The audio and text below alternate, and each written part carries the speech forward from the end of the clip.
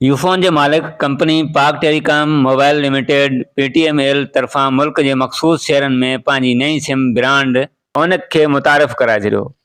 ओनक हक़ीक़त में हिकु सिम आहे, पर कंपनी जी दावा आहे त इन नई ब्रांड में इंटरनेट जी रफ़्तार तेज़ हूंदी ऐं वाहिपेदार फज़ूल बैलेंस ख़त्म थियण जी शिकायत खां महफ़ूज़ रहंदा।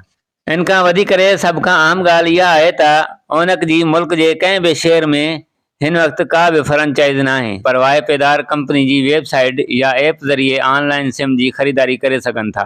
नए नेटवर्क ते वञण जा ख़्वाहिशमंद माण्हू कंपनी जी वेबसाइट या ऐप ते ज़ाती ॼाण फ़राहम करण ऐं सिम जी क़ीमत बाबति ॿुधाइण खां पोइ घर वेठे हासिल करे सघनि था।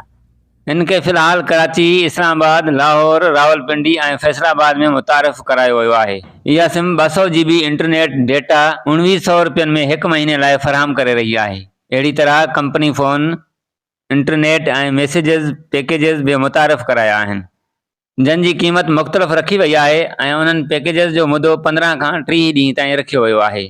उमर कोराई, मीरपुर, माथेलो।